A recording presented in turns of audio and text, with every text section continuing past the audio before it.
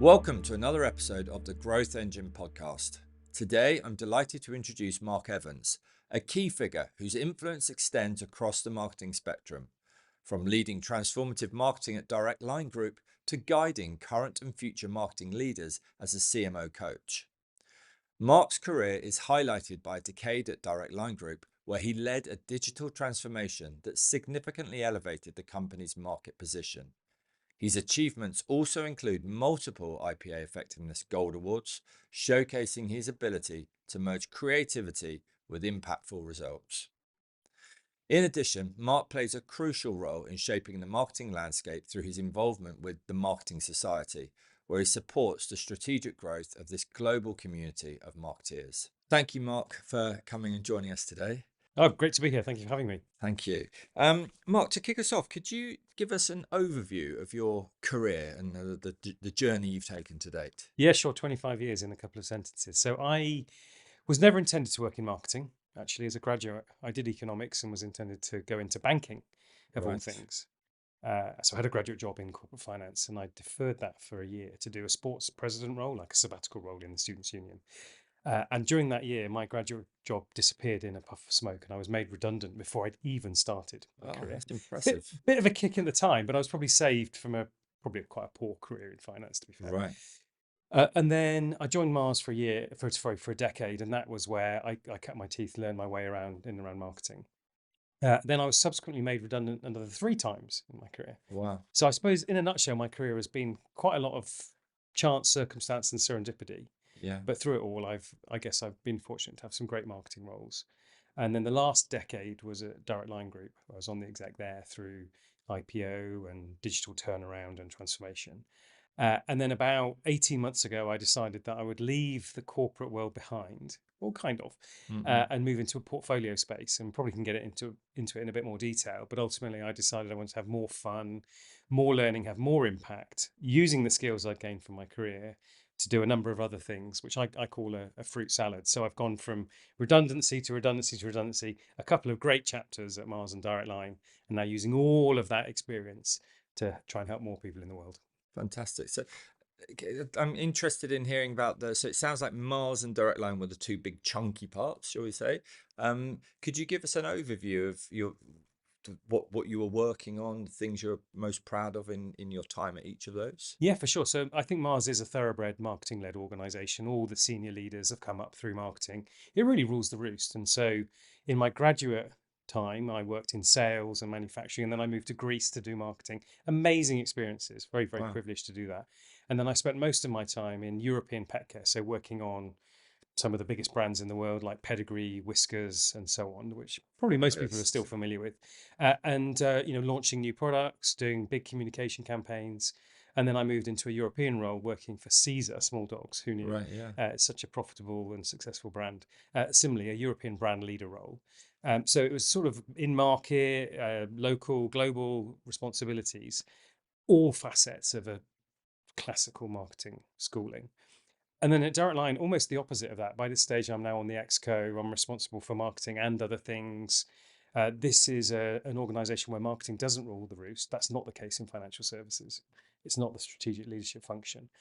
So really building capability, and some of the things I'm most proud of, which I'm sure we'll get into, is the turnaround of the Direct Line brand itself in 2014, the Fixer campaign, which went on to win a number of IPA awards, and really galvanizing a marketing team which had lost its voice for a golden decade, where we replicated a lot of the success I had at Mars, but in a very, very different and probably more challenging context. So I had 2 fantastic decades across those organizations. They're such vastly different businesses, going from Mars, which is very, very, I'm presuming, very, very marketing led as an organization. Direct Line into financial services is very different role. When you first came into the role at Direct Line, what was kind of like your to-do list, so to speak? Well, they are chalk and cheese. You're Yeah. right in saying that. In service-based organizations, marketing does not have preeminence.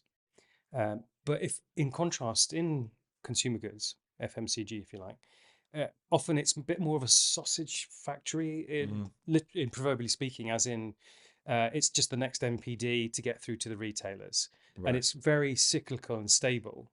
And actually, as a marketer, you're not really involved in the organism of the business, as in the Right. culture. There is no service aspect, the messiness of the operating model itself. Whereas in services, it, the brand is everything the customer experiences, including operations and technology. And so, whilst you don't rule the roost from a strategic point of view, very much more involved in the culture and the organism, as I like to call it. So they are chalk and cheese. So going into Direct Line, to be honest with you, I joined just going into an IPO process, Right. where as part of the package that saved Royal Bank of Scotland in Yeah. early 2010s or whenever it was, on the back of the financial crisis, it was mandated that Direct Line would go through an IPO process and separate, and the proceeds would go back to the government. So I've never been through an IPO process or anything like it, but it was on the front bench team to sell this business to the markets. And so a huge capability build program, which was very much nascent, to present a business that was attractive for sale, and then go and deliver those plans that we put into the IPO. So Right. Yeah. huge turnaround transformation, lots of cost out, lots of new agency relationships, lots of new people and building talent and capability. So it was really a big established business, but we needed to go back and really reboot and start again. Fascinating. You I'm really keen on picking up on a couple of points that you've mentioned. I want to get into the piece that you're proud of, which is the brand transformation campaign. Understand a little bit about the digital transformation that you went through, but I really want to tie this into the IPA awards as well. So, but before we get to that, you've mentioned, and I think this is the right time to ask this question because in a previous discussion we had, you mentioned how important it is for CMOs to speak the language of CFO and CEO. And presumably, when you came into Direct Line, this was a critical piece in order to start outlining your vision for the journey that Direct Line had to go on. So, can you expand on what exactly you mean by speak the language of the CEO and CFO and how Yeah. this can help you? I mean, this one runs quite deep. So if you remember, I was nearly in finance. I was nearly a banker, Yeah. saved, but nonetheless, I suppose that commercial mindset has really always been to the fore for me. And I really rail against the notion that marketing is a colouring in function. Yeah. Well, this And is this what we hear a lot. and it's all too present, and it might be a cliche, but it's alive and well. So just as one example, more or less the last face-to-face meeting I had before the pandemic in 2020, I was talking to a graduate who had just come into the function, having been in procurement, a smart guy, a trained accountant. And my standard question was, what did it feel like when you found out you were going to be coming into marketing on your next rotation? And he went a little white, and he said, well, actually I was quite nervous because I was rubbish at drawing at school. And so his preconception, I mean, he's literally saying out loud, I thought I was going to colour in. Yeah. He then said, "Oh, I've been so impressed with how, data driven and digital it is." But he couldn't put the words back in his mouth quickly enough. Wow.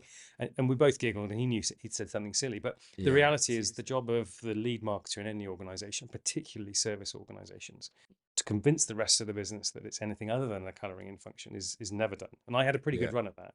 So I Yeah. had a CFO who would say publicly, even to investors, I know the value of marketing. I see it Mm. as an investment, not a cost. Yeah. It's the last thing I'd want to cut. And if I did need to, I'd be open-minded about cutting performance marketing Mm. before brand marketing, because I get the long and the short of it, etc. But Yeah. that's pretty rare, and even that would be fragile. Now there's a new CFO, a new CEO, probably have to start again. So Yeah. it's just a default, and I think there's a number of things to this. One is that the language that marketing use often inconsistent, so the Mm. definitions are not necessarily ubiquitous or well known, and often talk to soft language, soft metrics, Right. Right. as opposed to really rooting into the commercial outcomes and how they link to the top of house objectives. Mm. I used to say, it's probably moved on a bit, but the CMO's greatest danger is getting their board hooked, like methamphetamine, on digital metrics that don't really drive business growth. Mm-hmm.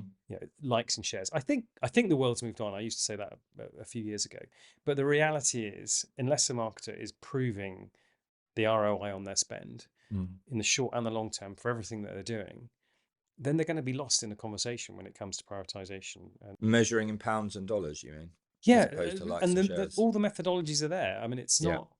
it's not voodoo, and so the key thing was, and this was at the heart of the 2018 IPA win, was that we did the modelling, it's extensive econometric modelling.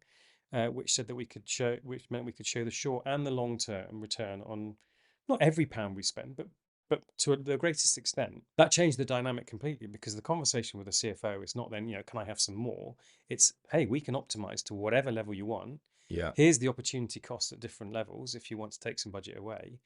I've got no magic beans. Mm. This is the formula, and it almost becomes budgeting by numbers. If you see what I Yeah. did there, but it takes the heat out of the conversation of bargaining and pleading and negotiating.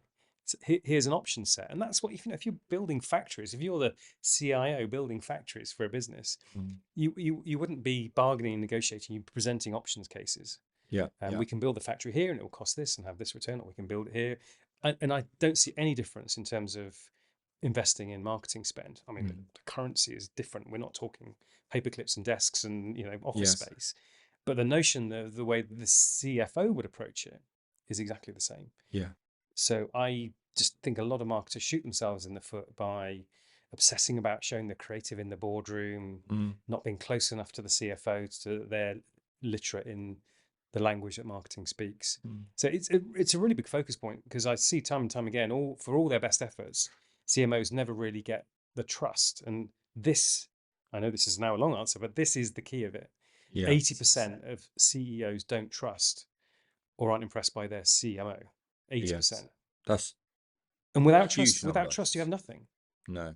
In contrast, only 10% of CEOs don't trust or aren't impressed by their CFO.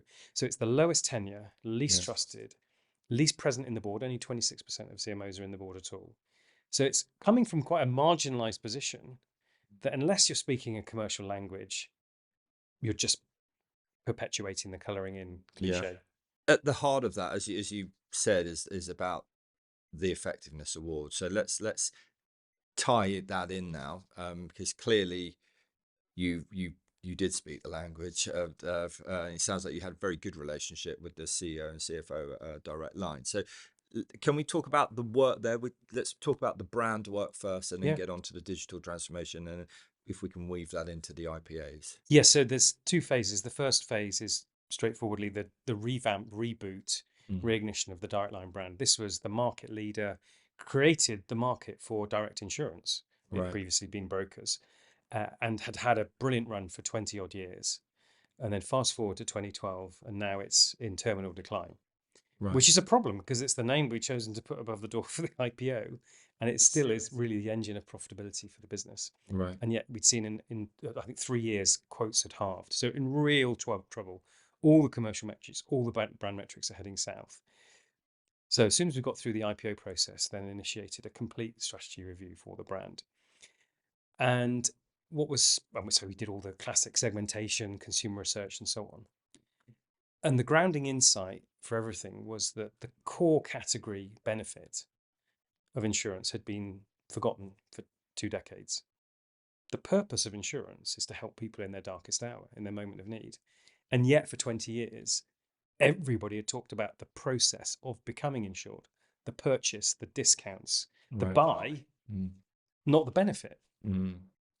And so we had this, like, the most simple strategy chart in the world, which had a little moon, which was the point of purchase, and this enormous sun in the background, which was fully eclipsed, and this was the point of need.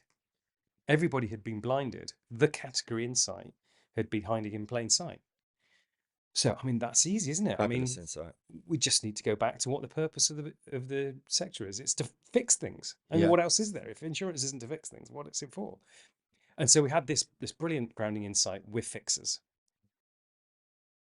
That was good, but what the hell are we going to do with that? Because this is a noisy category that is focused on the point of purchase. How are we going to be more benefit led?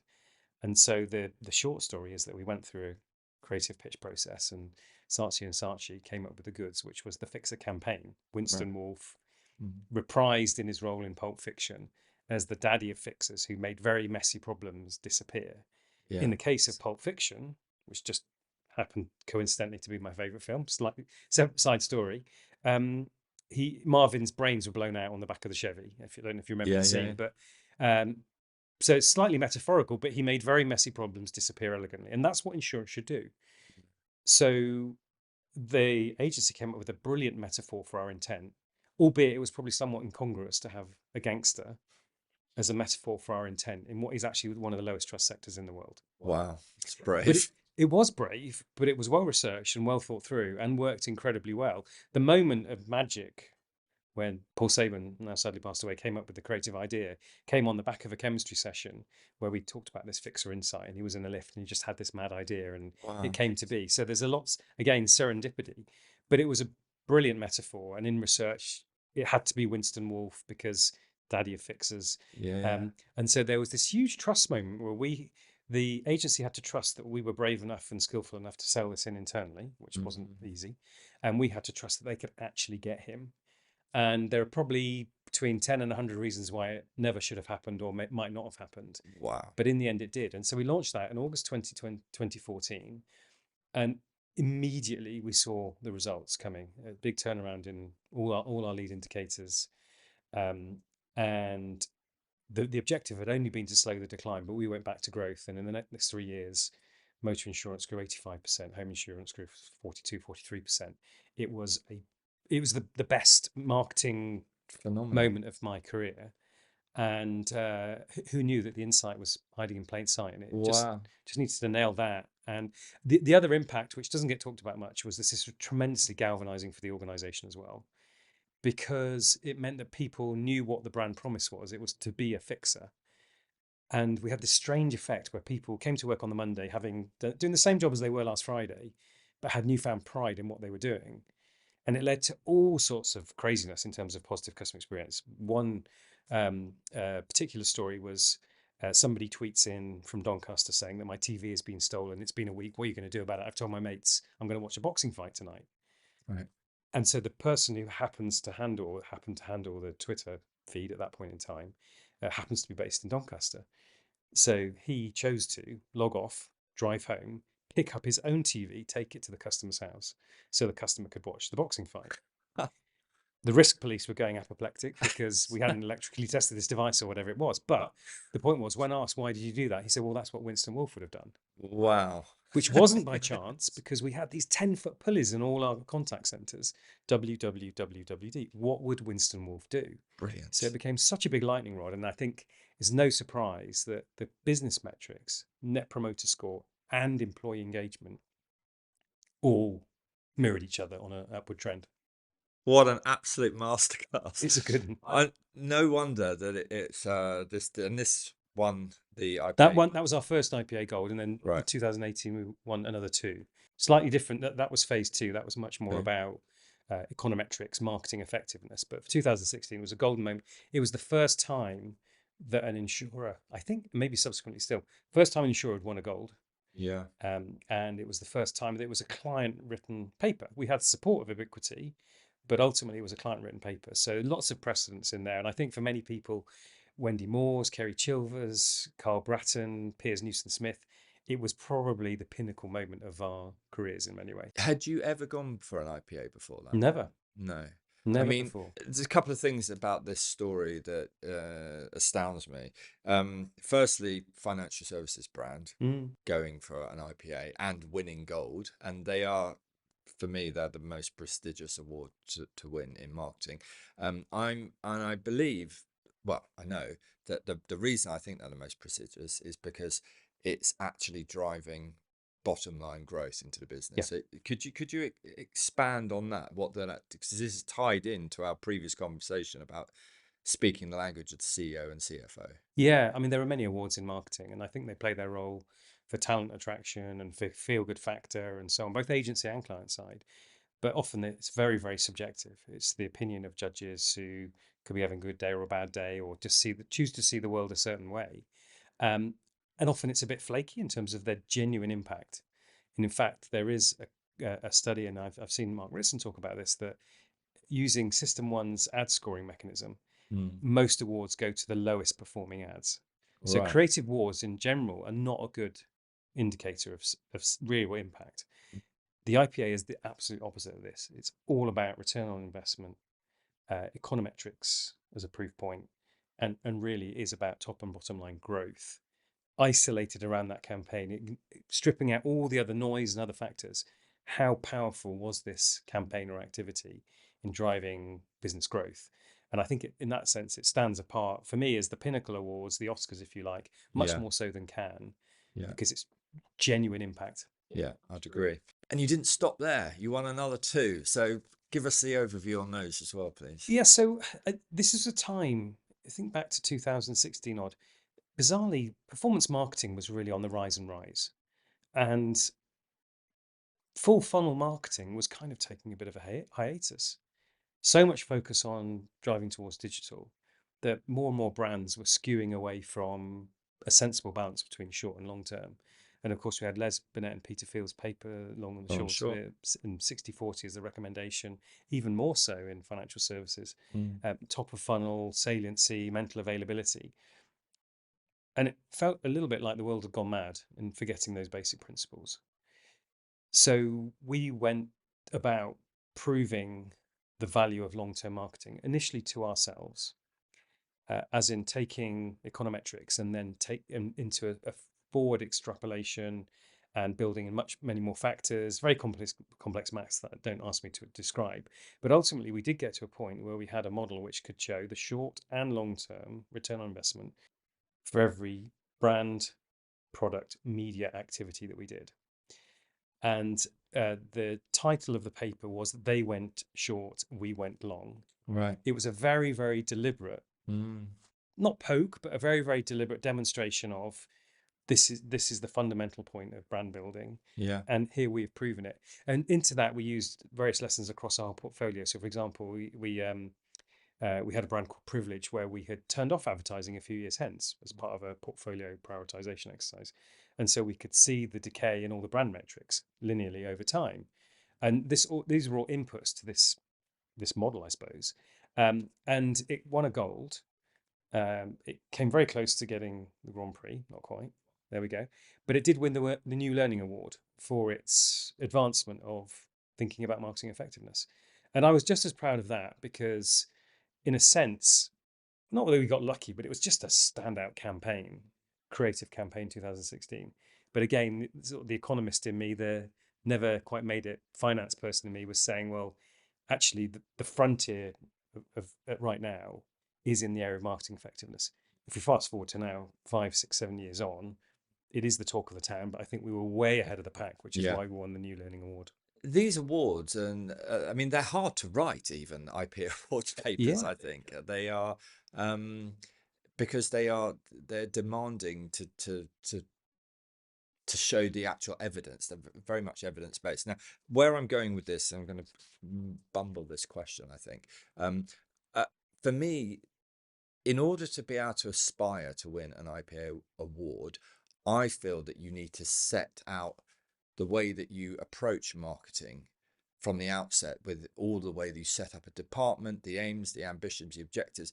That it strikes me that you've almost got to educate yourself in a certain way to do that. Now, I'm going to weave this in because I know that education and marketing is something that you're very much involved in and very passionate about. mm. But when you came into Direct Line, was there this knowledge about how you go about proving marketing effectiveness, or did you have to learn that, or did you have to build that into the culture within Direct Line? Yeah. There's a couple of questions in there, but let's Yeah. see if I can unpack them. I think right back in the beginning, as I've said, marketing was a slightly marginalized function, and the mission, when we regalvanized, restructured, etc., was to find our voice. That was the mission because it was kind of lost. But within that, we set the imperatives as being, driving our customer orientation, demonstrating value, and so on. And so we built a marketing effectiveness function from the ground up. Right. Core to that was a guy called Carl Bratton, I've already mentioned, who was his degree was in econometrics. Right. He'd worked agency side, media agency side, with Mediacom, coincidentally on Direct Line brands, just by coincidence. He moved to being at Ubiquity, which was a specialist econometric agency, coincidentally on our brands. And so we pinched him. Yeah. Yeah. Yeah. And I think Ubiquity were still okay with us, quite friendly, but because we carried on working together. But he was poacher turned gamekeeper turned whatever it would be. But he's seen all three sides of the triangle. Got it. And so he was at the heart of this pursuit of marketing effectiveness. To go alongside that, we we did have an awards strategy, Right. which may sound a bit of an odd thing to say out loud, and it wasn't for frivolity and champagne. It was to actually build momentum, to build confidence, to attract talent. But we did have in our mind's eye that we would aspire to enter IPAs Yeah. because the organisation hadn't had any success in doing that, anything like that before. And so It almost gave you a North Star. a bit of a North Star. And I think the thing that I hope I brought was ambition. Mm. Because actually, having been made redundant 4 times, not a laissez-faire attitude, because that would be wrong and arrogant, but ultimately, like, screw it, let's go for some stuff, let's do it, let's really push ourselves. And it harks back to my days of playing rugby, where it was, you put your head where it hurts for the team, we're in it together, we win or lose together. And actually, captaincy is a relatively, compared to some sports anyway, it's less all about you. You don't make all the decisions. You're not in the limelight. You're not the lead scorer more times than not. And so I just think we just had a great team, and the marketing effectiveness was one component part of it. Mm. But it was very much the whole system that, and I still reminisce those days, and people who are in the team reminisce those days. Can't last forever. It's long gone, but they were great days. Yeah, fabulous. So let's talk a little bit about education, professional development within marketing. Something I hear a lot is that many marketers don't have professional qualifications within marketing. Mhm. I don't quite know why that is or whether it's true. Um, but I imagine my own hypothesis is it's one of these industries that people sort of find their way to, a bit like yourself. You're heading down one route and kind of fallen into it. Do you recognize that within the marketing industry? And if so, do you think that's a problem? I think the stat says that about 50% of people in marketing have some form of professional qualification. Right. So 50-50. Yeah. I think it is a problem because it means that there's a perception of a lack of rigor. Mm. So not necessarily the reality, because I think being a great marketer is a lot about intuition and instinct and curiosity and open-mindedness and possibility. So and the frameworks aren't that complicated, and the processes, to understand the neuroscience of advertising, it doesn't take a genius.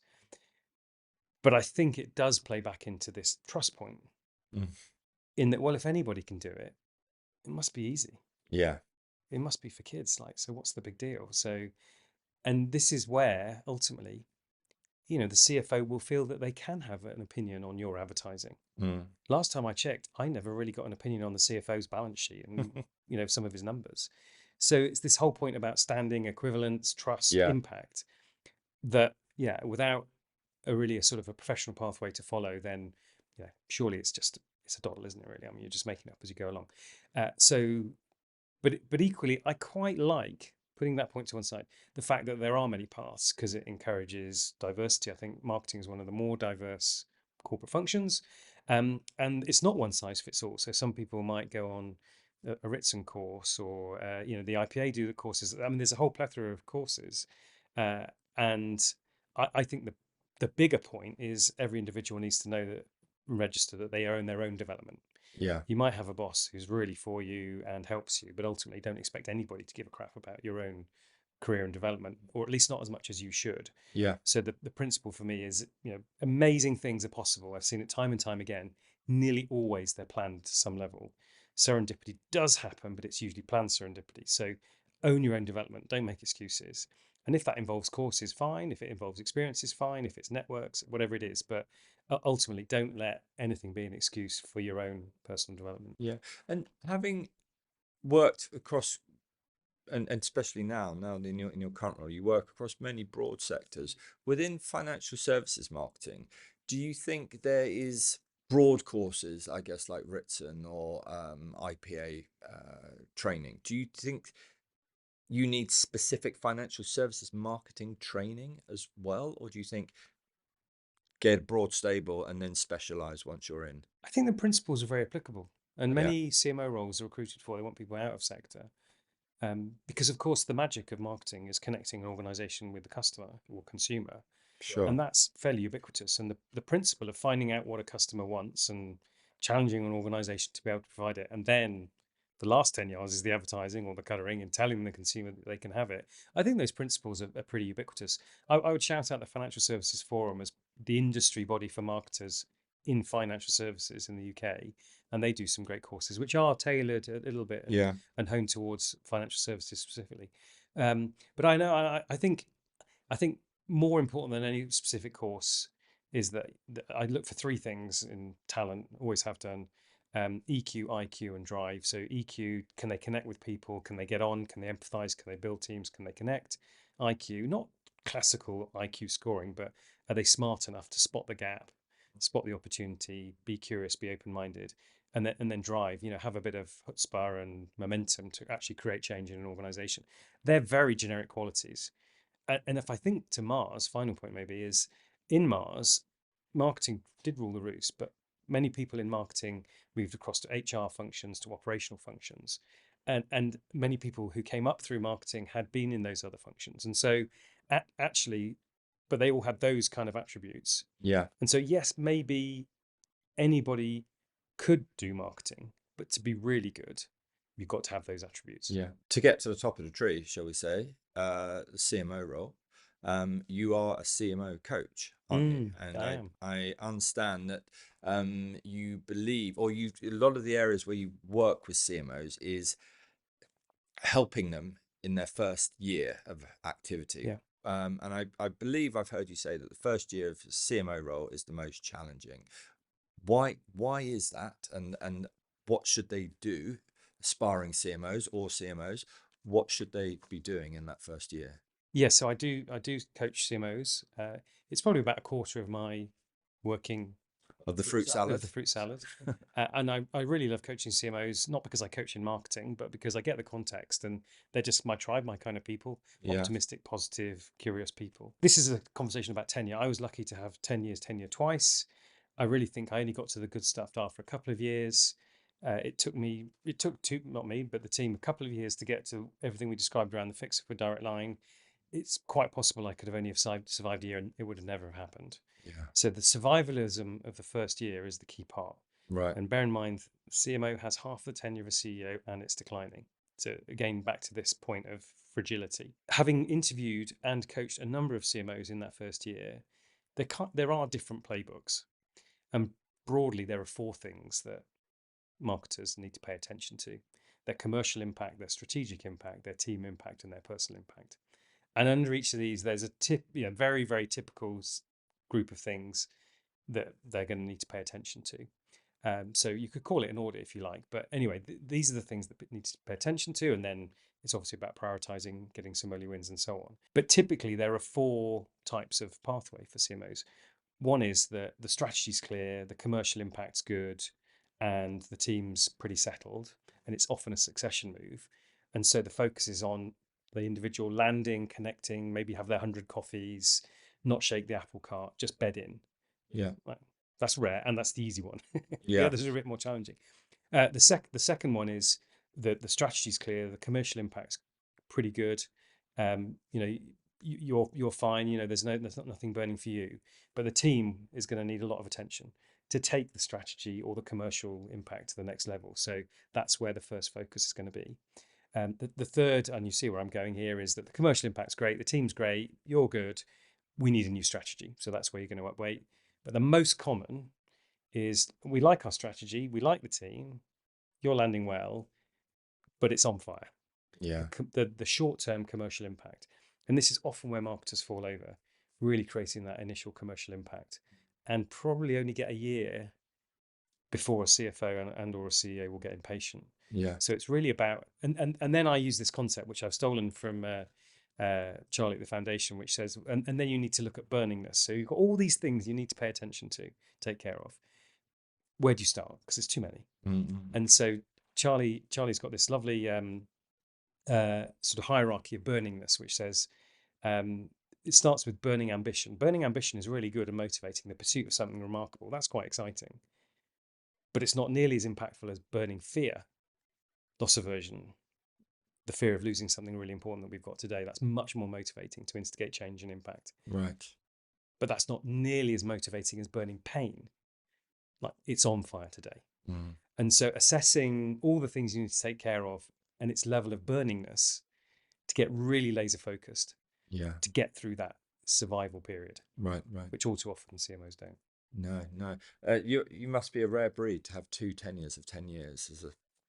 In, it's just probably Yeah, few and far and between. I would say this, but I'm quite a fan of 5 year plus tenure Yeah. because by that stage you've accumulated all the toolkit you need. You've Yes. got trust, you've got impact, get more involved in the overall strategy, culture, model of the organization. And I think genuinely that's where the good things come. You might land, like I did, you might land a great campaign in year 3 or 4 or whatever it Yeah. was. But in terms of legacy and long term impact, I think these things take time. We've talked about partnerships with the CEO and CFO. One that we haven't talked about is, which is increasingly important now, is the CTO. Yeah. And many marketers I've spoken to on this podcast talk to me about the importance of that relationship when they're driving digital transformation. You've gone through this within your roles. How important do you see that partnership now? What advice would you give to CMOs in order to initiate enormous change? Yeah, it is very true. It's become much more important in the last 5 or 10 years with the advent of MarTech and data and personalization. I've heard a couple of CMOs talk about the CTO being their work husband or their work wife, Right. as in this is the new alliance. And I think that's probably true that insofar as some of those levers that the marketer can pull is around utilization of data and MarTech, and not least in financial services. So I think that it's absolutely true to build an ally in the technology function of the organization. I just hold that slightly in balance with, again, remembering the long and the short of it. Yeah. It's not at the expense of everything. Hold everything in balance, and the drive for data and personalization probably is a little overblown at times, given the reality of the data estates and the technology estates of many organizations. Mm. It's often not all that, but nonetheless Yeah. increasingly important. So your advice in the broader sense would be to listeners would be go and read the long and the short. Go and read the long and the short of it, and then think about how you build your campaign internally. And then we've danced around the C-suite, but I think for the CMO, the challenge is to have great relationships everywhere and think of it as a weakest link thing. And it does strike me as a paradox that a core skill of marketers is to understand what makes people tick, which is why in Mars people move between HR and marketing. It's what's going on inside their heads, what are their Yeah. unmet needs, and often people don't click. So I need to use those skills on my C-suite peers and my board. Like, what are they really looking for? Yeah. See them as a consumer. What are their unmet needs? How do I meet them? How do I communicate to them? It's the same. It's a marketing process. Marketing needs to get better at marketing. Mm. That will probably be true forever and a day. But it is somewhat ironic that marketers don't use those skills to Yeah. better manage all of their C-suite Yeah. relationships. We've talked about your career. We've talked about your role as CMO coach. You're also work within the Marketing Society. Yeah. Can you explain the Marketing Society and what it is that you do there? Yes. So the Marketing Society is a global member organisation, 3,000 members, majority in the UK, but expanding globally under Sophie Devonshire, the CEO. I was a member of the Marketing Society for a number of years. I was very proud to get a Marketing Society fellowship in 2018. And then I joined the global board shortly after that. There's about 12, 13 of us. Craig Ingalls of John Lewis fame and now at Merlin Entertainment chairs it. And our role is to help to steward and guide and advise the business. The purpose of the Marketing Society is to build the next generation of marketing leaders. So for me, it is the go-to community and network for senior marketers who want to get on, do great events, great learning, great training, and so on. But it's also the best connected network to tap into, get infinite advice. And we talk about, we want to build leaders who can be good and do good. So achieve and have success, but also achieve significance simultaneously. So I think there's a lot going for it. I love being involved in it. It's not a huge commitment, in reality, because there's an exec that runs it, but really proud to be on the board because I think it's really pushing the frontiers of what marketing should stand for and achieve. To wrap up, we've covered a lot of ground here, but just to think from, I guess, listeners' point of views, what actionable steps that they could take? They want to be a marketer which has got those 3 points: high EQ, high IQ, bit of drive in their bellies. Where would you, beyond presumably the Marketing Society would be on that list? Yep. What else would you sort of suggest as a bit of a kind of wrap up to-do list for them to go and focus on to start that step towards the next step of their career? I go back to Mars days, and where literally anything was possible in a career, and amazing people achieved incredible things, but you didn't get to do anything, any training, anything at all, unless it was in your personal development plan. Right. ... You had to have one. Yeah. It had to be pretty good. ... You had to be having a vivid conversation with probably a mentor and your line manager about your personal development and why this was the plan you had in place. And so I think this is the reframe and I've mentioned it already, to really grasp your own personal development plan with real gusto. Typically, personal development plans are quite superficial. It might be around 3 development needs, doesn't really capture how do I harness my inner brilliance that I've already picked up to this point already. And so I just think, and so at Direct Line, we reinvented the personal development plan format to be much more all-encompassing, much more about the inner you, the short, the medium, and the long term. And I used to say it repeatedly: you can achieve almost anything in the world, but really only if you've planned for it, in truth. And therefore, you don't get to go on. We divided the training budget by the number of people. Everybody has a go at it, but you don't even get access to it unless it's in your personal development plan. So my mantra to everybody that's ever been in any team that I've ever worked for is, I've said it already, don't expect anybody to give a crap about your career. You might get lucky, but in reality, don't expect anybody to care about it as much as you should. Take control. Take control. Take back control. My God, that sounds very Brexit. But ultimately, if you're not in control of your own destiny and direction, then nobody is. Yeah, wise words.